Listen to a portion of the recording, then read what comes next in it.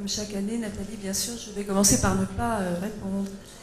D'ailleurs, c'est un privilège puisque j'ai la lourde tâche de commencer. Et m'octroyer tout de suite le privilège de ne pas répondre, mais d'essayer d'apporter, j'espère, 2-3 notions à notre débat à propos de mots. Donc, tu dis que le discours dominant, c'est celui de l'individualisme, de l'égoïsme, etc. J'en suis pas si sûre. Je pense que dans le discours, justement, c'est un peu le contraire. Et qu'en particulier, le mot de solidarité est devenu un mot, pardon de tout de suite attaquer, mais un mot de dogme, de catéchisme, et un mot de coup qui, à mon sens, n'est pas très fertile.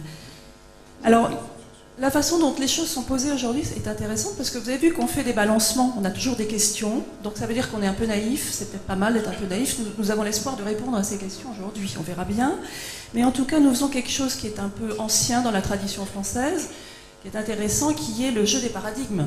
Ça c'est quand la France exportait très très bien ses livres, ses idées, il y a quelques 30 années. C'était quelque chose de très important, le paradigme. Alors c'est quoi un paradigme? C'est un couple durable et fertile. Donc il y a 2 mots, 2 concepts, la guerre, la paix, on peut les faire travailler ensemble et puis on obtient des choses. L'État et le marché, on va voir, peut-être un peu moins, mais bon, on espère. Mais alors le nôtre, je trouve qu'on n'a pas été gâtés, mais je me mettrai... On n'a pas été gâtés parce que égoïsme et solidarité, c'est pas un paradigme. Le paradigme aurait été, par exemple, égoïsme et altruisme. Alors là, on aurait été dans la catégorie de la morale. Ou alors, solidarité et indépendance. Mais solidarité et indépendance, ça c'est un couple que le discours social fait travailler, mais il a répondu aujourd'hui, il a répondu que non, ce qui nous arrive c'est l'interdépendance. L'interdépendance des pays, l'interdépendance des règnes, les gens qui travaillent sur le rapport aux animaux, un grand thème philosophique, sociopolitique, l'interdépendance des individus, la rue, qu'est-ce que c'est la rue, qu'est-ce que c'est l'entreprise aujourd'hui, l'interdépendance des liens familiaux. Si les grands-parents ne subventionnaient pas les étudiants aujourd'hui, elles seraient bien mal partis pour faire des études. Et l'interdépendance, bien sûr, même à l'intérieur du corps lui-même de l'individu. Nous savons bien que notre santé vient d'une harmonie généralisée. Bref, nous n'avons peut-être plus la possibilité, mais on est au-delà de la morale, d'être égoïste. À mon avis, c'est ça qui se passe aujourd'hui. Que dans les comportements individuels ou collectifs, les choses se passent sur un plan psychologique, évidemment. Mais ce que je trouve intéressant pour notre travail, c'est de nous demander pourquoi nous couplons, là, ce matin, égoïsme et solidarité. Et je pense que nous le faisons de manière pas du tout intéressante, mais intéressante à observer. Nous le faisons parce que nous sommes naturellement, ou par habitus, moralisateurs, moraux sur la question du partage. Nous avons hérité, nous sommes un pays qui a son histoire religieuse, sociopolitique. Nous voyons bien comment ces termes-là du religieux classique, on va dire judéo-chrétien, puis on va dire chrétien, puis on va dire plutôt catholique, eh bien évidemment, tout le monde le sait, est passé dans la politique, et est passé particulièrement à la politique progressiste, de gauche, qu'on appelle parfois la bien-pensance. Alors depuis que le gouvernement est là, le mot solidarité est beaucoup employé. Il a été employé par le Premier ministre quand il est allé voir les patrons, c'est quand même intéressant à observer.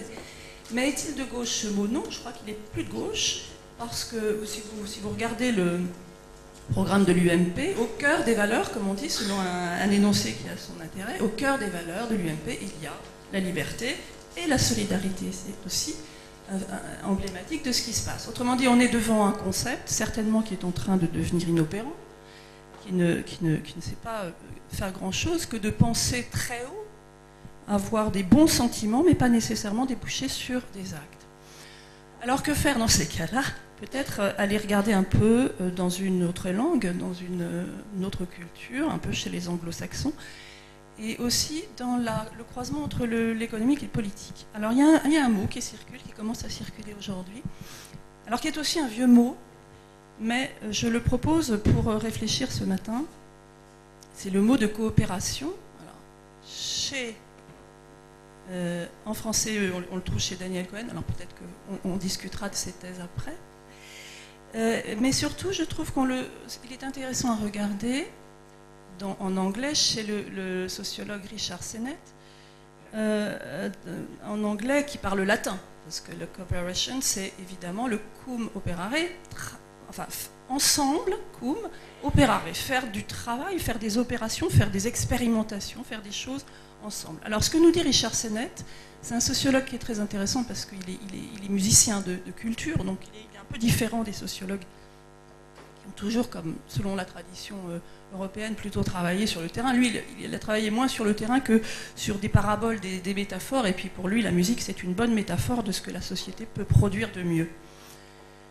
Alors lui, Richard Sennett, il nous dit quelque chose. Il nous dit aujourd'hui, précisément, les bons sentiments ne nous amènent pas très loin. Quand on regarde la rue française, la rue américaine, aujourd'hui, la rue, c'est le lieu même du tribalisme. Tous les intérêts divergent, et c'est une sorte de micro-guerre, mais de guerre qui peut conduire à une violence très grande, entre les individus ou entre les catégories d'individus. Alors pour essayer d'aller un petit peu au-delà et essayer de faire quelque chose au-delà simplement du sentiment, arrêtez d'être égoïste, c'est pas bien, soyez solidaire, c'est vraiment très bien. Eh bien, ce qu'il propose, c'est de regarder ce que la coopération produit. Alors, pour lui, la coopération, c'est un geste anthropologique. C'est finalement ce que fait déjà le bébé lorsqu'il tète le sein de sa mère ou son biberon. S'il n'est pas avec l'autre dans un effort conjoint, eh bien, ça ne marche pas. Nos souvenirs de bébé ou nos souvenirs de parents donnant le biberon ou le sein, voilà, peuvent, je pense, résonner avec cette image-là. Si un bébé n'a pas, au cœur même de la jouissance la plus absolue, eh bien, envie quand même de produire un effort, de produire un travail avec l'autre, s'il n'a pas une jouissance qui est aussi d'ordre métaphysique autour de quelque chose qui serait, l'autre est là pour non seulement m'aider, mais aussi me stimuler dans mon propre effort, eh bien, à ce moment-là, ça ne marche pas. Et du coup, ça fait réfléchir quand même au couple qui peut aujourd'hui s'établir entre, disons, celui qui a besoin d'aide, quelque part, et celui qui a les moyens.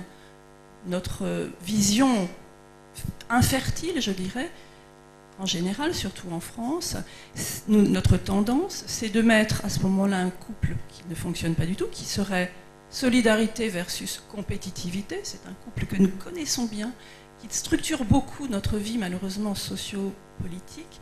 Et à ce moment-là, pas de fruits, il ne se passe rien. Si nous essayons de travailler avec le concept de coopération, ou d'autres mots, mais qui peuvent illustrer cet acte-là, alors nous commençons à faire quelque chose d'un peu différent, et qui est de l'ordre de l'échange au sens le plus commercial du terme. Alors pour finir avec Sennett, c'est intéressant parce qu'il emploie le mot de skills, ce qui se passe entre deux personnes qui coopèrent, qui travaillent ensemble, 2 ou 5 ou 10, car la métaphore en fait est celle de l'atelier, donc un groupe de gens travaillent autour des questions.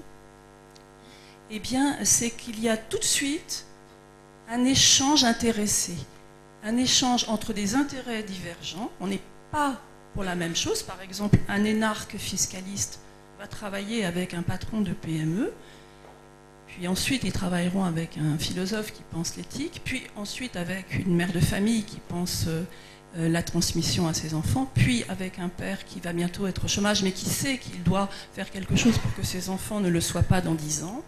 Eh bien, tous ces gens qui sont interdépendants, mais qui ne parlent pas la même langue, aujourd'hui c'est difficile de se comprendre, même entre économistes et entre philosophes, on ne parle pas la même chose. Le discours d'expertise empêche les coopérations. Eh bien, si on arrive à faire travailler, non pas avec un langage commun, mais dans un Babel, avec des langages qui restent spécifiques et d'expertise, et alors là, pour produire, à partir d'un échange de skills, c'est-à-dire non pas de compétences, comme on dit dans l'anglais du management, mais de talent, c'est pas la même chose, le talent et la compétence. Or, le skills, c'est la même racine, c'est la même métaphore que le talent, c'est-à-dire déjà un échange, un argent, c'est un argent, quelque chose que je donne, même quand je suis un tout petit bébé, je ne fais pas un effort sans deal.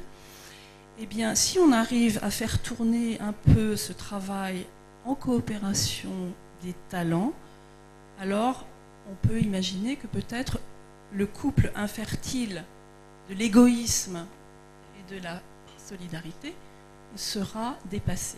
Et pour finir, je donnerai une petite image qui, à mon avis, illustre bien le concept de coopération. Vous avez peut-être vu cette info dans la presse récemment. C'est une ONG alors, qui s'appelle Solidarité Internationale. Solidarité Internationale rapporte une sorte d'illustration des thèses de Sennett. Ça se passe en Afrique.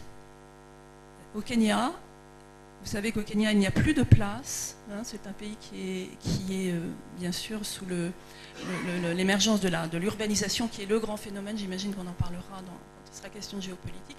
Les villes deviennent énormes, tout le monde vient vivre en ville, il n'y a plus de place, il n'y a plus de terres arables. Comment faire pour manger? Eh bien, une expérimentation venue d'Afghanistan, importée par des ingénieurs agronomes français d'excellence. Tiens, ben, on a de l'excellence alors en France. Appliquée en Afrique, ça donne la culture minuscule dans des sacs. La culture en sac d'épinards bio qui deviennent non seulement une nourriture pour la communauté proche, mais aussi désormais un objet d'échange puisque c'est mis à émerger à cet endroit africain des usines de sacs. Parce que quand on fait de la culture en sac, il faut des sacs. Donc voilà, je n'apporte pas de réponse, mais je vous propose un mot, le mot de coopération, dans son sens anglo-latin, et puis une image qui serait celle de l'épinard en sac. Merci Mariette.